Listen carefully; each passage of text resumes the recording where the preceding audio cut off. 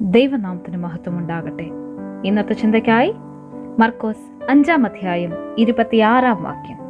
തനിക്കുള്ളതൊക്കെയും ചെലവഴിച്ചിട്ടും ഒട്ടും ഭേദം വരാതെ ഏറ്റവും പരവശയായി തീർന്നിരുന്ന ഒരു സ്ത്രീ യേശുവിന്റെ വർത്തമാനം കേട്ടു. രോഗം അത് നിസ്സാരമായാലും ഗുരുതരമായാലും നമ്മുടെ ശരീരത്തെ മാത്രമല്ല, മനസ്സിനെയും ചിന്തകളെയും സാഹചര്യങ്ങളെയും വല്ലാതെ സ്വാധീനിക്കുന്നുണ്ട്. ശാരീരിക ബുദ്ധിമുട്ടുകൾക്ക് ശമനമുണ്ടായാലും പലരും മാനസിക സമ്മർദ്ദത്തിലൂടെ കടന്നു പോകുന്നവരാണ്. ശരീരത്തിന്റെ ആരോഗ്യത്തെക്കാളും നാം ഗൗരവമായി കാണേണ്ടത് മനസ്സിന്റെ ആരോഗ്യമാണ്. ആരോഗ്യമുള്ള മനസ്സിന് മാത്രമേ ആരോഗ്യമുള്ള ശരീരത്തെ നിലനിർത്താനാകൂ. നാം എന്ത് വില കൊടുത്തും ശരീരത്തെ പോഷിപ്പിക്കുമ്പോൾ മനസ്സിനെ ശ്രദ്ധിക്കാറില്ല എന്നതാണ് സത്യം. ഇവിടെ പരവശയായ സ്ത്രീ എന്നാണ് വിശുദ്ധ മർക്കോസ് ഈ സ്ത്രീയെ വിശേഷിപ്പിക്കുന്നത്. അവൾ ഒരു പക്ഷേ ധനികയായിരുന്നിരിക്കാം. എന്നാൽ ഇന്ന് അവൾ എല്ലാം നഷ്ടപ്പെട്ടവൾ മാത്രമല്ല, സമൂഹത്തിൽ ഒറ്റപ്പെട്ടു പോയവളാണ്. രോഗശമനത്തിന് അവൾ കാണാത്ത വൈദ്യന്മാരില്ല. ഫലം നിരാശയും ദുഃഖവുമായിരുന്നു. ജീവിതത്തിൽ ഇതുപോലെയുള്ള ചില ശാരീരിക മാനസിക ഘട്ടങ്ങളിൽ കൂടെ കടന്നു പോകുന്നവർ ഉണ്ട്. ചിലരൊക്കെ ജീവിതം അവസാനിപ്പിക്കുമ്പോൾ മറ്റു ചിലർ മദ്യത്തിലും മയക്കുമരുന്നിലും അഭയം തേടുന്നു. രക്തസ്രാവക്കാരിയായ ഈ സ്ത്രീക്ക് വിടുതൽ ലഭിച്ചത് തന്റെ സൃഷ്ടാവായ കരുണാമയനായ ക്രിസ്തുവിനെ കുറിച്ചുള്ള വർത്തമാനമാണ്. അത് അവൾ ഹൃദയത്തിലാണ് സംഗ്രഹിച്ചത്.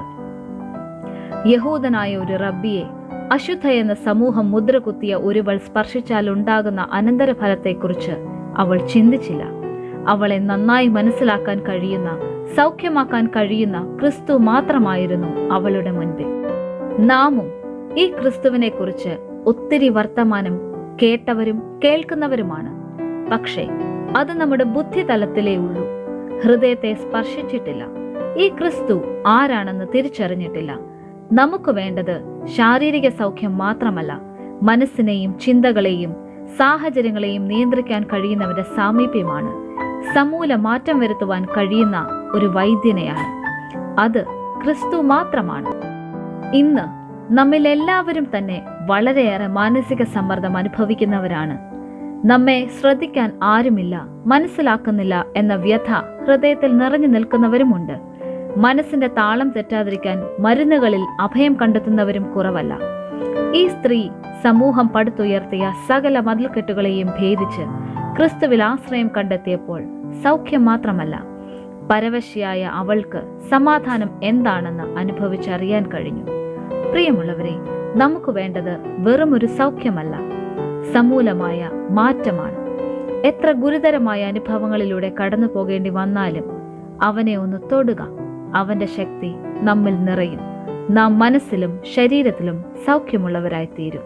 ദൈവം ഏവരെയും അനുഗ്രഹിക്കട്ടെ.